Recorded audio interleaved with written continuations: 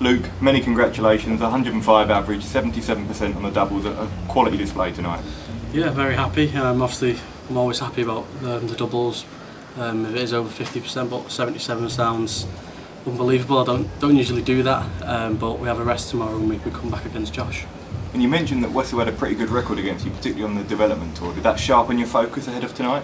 Well, obviously I've just had to switch on. Obviously all the titles I've won, coming down from 5-6-0s, but tonight I just wanted to prove that point and go into the lead. Shot off into a 5-0 lead, and went backstage, said to myself, he's going to kick on here, Wessel, he has to kick on his quality. Said to myself I'd take an 82 or a 7-3 into the break, got the 7-3 and then went on to win the game. And 11 straight wins now at the Grand Slam. Over the best of 31 format, how confident are you of extending that record even further? Yeah, obviously quite a few more breaks in the first of 16, so plenty of time to settle in. But you know me, I like to get off to a quick start and get it over and done with as soon as possible. And it's Josh Rock up next in a repeat of the World Match Play semi-final. Can we expect the same sort of fireworks we saw in Blackpool? Yeah, 100%. Obviously, Josh played nowhere near his best, 89 average. That isn't Josh. But obviously, if he sees that, he's going to obviously kick himself and be like, he's got to be up for it. Because I'm always up for a good game, especially Josh. And hopefully I can go into a 5-0 lead and not 5-0 like the match play. Thanks, Luke. Well done. Thank you. Luke, congratulations. We saw in the group stage the flamboyance, the showboating. Tonight, though, there was none of that. It was that steely-eyed focus. Was it a different approach for you tonight than the groups? Yeah, different approach. Obviously, the groups are done now. You've done the hard bit, getting out your groups, so now you do settle because it's the longer format. But for myself, just wanted to get off to a quick start, and that's what I've done. We know you like to entertain. How hard was it to rein it in and not do the showboaty stuff and so on? Yeah, I thought to myself, just keep it professional tonight, and that's what I've done. 105 average, 77% of doubles. I'm more than happy than that. You've got this real aura around you on the stage. Phil had it, Michael had it, now you've got it. Do you feel you've got a couple of legs start over opponents before you even got up there now? I wouldn't say so, because I think most of the times in the group stages I've lost the ball, so my opponent throws first, and that happened again tonight. And me and my family, myself, I always say this: if I lose the ball, I'll go outside to them. I'll go quit breaking the hold, and I'm 2-0 up. That's my mindset. And just looking ahead, you know you touch on the world #1 spot. Is it on your mind at all, knowing that the final is enough?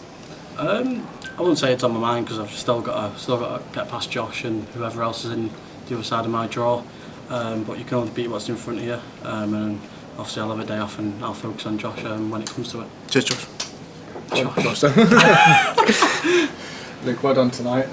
Surprised you didn't know you had a day off tomorrow. What are you going to do with that now? Oh, no idea. I was expecting to be playing again tomorrow because now the group's just done. I just want to play day after day. But obviously I know tomorrow's a day off, and if I do get past Josh, then obviously semis and finals is day after day. But I'll take a rest tomorrow. You're obviously fairly close with Josh Ross. He's talked about your friendship with him before. Does that extend onto the hockey, or is that something you have to block out there? I think no one's friends on stage. You're on your own up there. You've got to do your job. But backstage we'll always chat. We'll always have a laugh. But once we're on stage, then we are enemies, and we've got to do our job. You've only been on tour 2 years. Josh hasn't been on too much longer than that. Is that why that friendship, I guess, came about? Because you're both still, I guess, pretty new to the tour. Yeah, obviously Josh has been on well, not longer than me, like you said, but we've always had a relationship as mates, and obviously now he's joined Target and I'm with Target, so it makes it all very easy. And obviously us Target players, when we're all in the same competitions, we're always going to talk to each other. And yeah, it's just nice, but like I said, once we're on stage, we're enemies. Okay, well done. Luke, well done on reaching the quarter final. You said that you didn't want a day off. Why is that? Why do you just want to keep on playing? Because played so well today, and I know it goes up to first to 16 legs, and I know that there's even more darts to be played, and obviously more time to get that average up, get the double percentage up. But yeah, like I said, I'll have to take a day off. You beat Josh in Blackpool despite him leading by 5 legs at one point. Do you think that gives you an advantage psychologically of him, especially with him not playing his best stuff tonight? I wouldn't say so. Well, obviously Josh, like me, he's got a day off tomorrow so he can relax, and then obviously we'll come back to it. whenever we do play. But I'm sure Josh will up his game, and I can't be going into that game thinking I'm going to go 5-6-0 up, because he's going to stop that. So yeah, it should be a really good game. I think it's safe to say that your biggest rival in darts is Luke Humphries, the world number one. Despite having an injury, he played some of the best stuff that he's played for quite a while. What are your thoughts on that, and how disappointing would it have been for you if he did have to pull out? Well, it wouldn't disappoint me if he did pull out, because he's on the opposite side of the draw. We only meet to the final as 1 and 2. But yeah, I think he played very well for them first 5-6 legs. What was he averaging? 110? I think it was more than that, to be honest. 117. Yeah, somewhere So, around that. obviously, he's sorting himself out. I've seen he put some on Instagram today getting some therapy, so hopefully he's back. But yeah, I've just got to focus on my side of the draw and focus on my next opponent. Cheers, Luke. Well done today. Thank you. Will you be watching darts tomorrow on your day off? Or? Probably. Me and my mum and dad, we always watch it whenever I'm not playing. Obviously, some players probably don't watch the darts, but we always watch it. There's no point in not watching it, because we want to know what's going on. You're obviously in the race for world number one with Humphries. Like, when you see him play as well as he did last night, does that somewhat fire you up even more to go one step ahead of him, do better than what he did? Yeah, well, obviously all us players, we can average them 110s, 115s, but we've got to back it up the next game, and probably 5 times out of 10 we don't. Next round we don't average that 110, 115, because it's a hard sport. You've got to get back into that mentality. And yeah, I think he's playing very well. I played very well tonight, and now it's a longer format, and I've just got to focus on Josh. Luke, congratulations.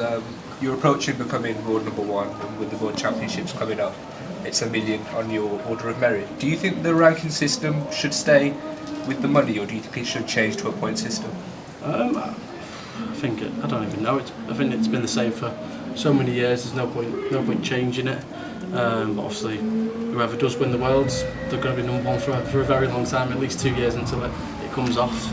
But yeah, I think just stick with it, because even like the Pro Tours, and obviously I wouldn't say unknown players, but like the new tour card holders, they get last 16, last 8, it's like $5,000 on their rankings, and they'll be happy with it. And obviously they probably won't get as many points, so probably stick with the prize money. And also, with everyone mentioning the world number one, does that ever add pressure to you when playing? It doesn't really add pressure, because I've still got a job to do, like the Grand Slam. I've still got to get to the final, to secure that world number one going into Minehead. And obviously I could have been world number one at Europeans, didn't happen. And obviously Luke Humphries, he's got more prize money coming off at Minehead, so hopefully I can be world number one going into that World Championships. Thank you. Luke, that was one of the most relaxed performances that I've seen from you in a long time, even by your high standards. Is that due to playing Wessel so many times on all the various tours that you've played against him? I wouldn't say so, because the Development Tour, Pro Tour, it's different to this. You're on Sky Sports, the lights are all over you. But I love the stage. Everyone knows I hate the Pro Tours because there's no atmosphere. All you can hear at the Pro Tours is squeaky chairs, people chatting. So I just love playing on a big stage, and I love producing it, especially when I'm playing like that. And you're playing Josh Rock in the quarterfinals. Everyone remembers the classic clash that you had in the Winter Gardens. Are you looking forward to the next chapter in the saga? Yeah, I'm very happy to play Josh. It's going to be another great battle. And like I said, he didn't play his best tonight, but I'm sure Josh will be back, and 89 average, he's going to easily put another 10-15 points on that average against me, and I've got to expect it coming. Well, best of luck and congratulations. Thank you. To change your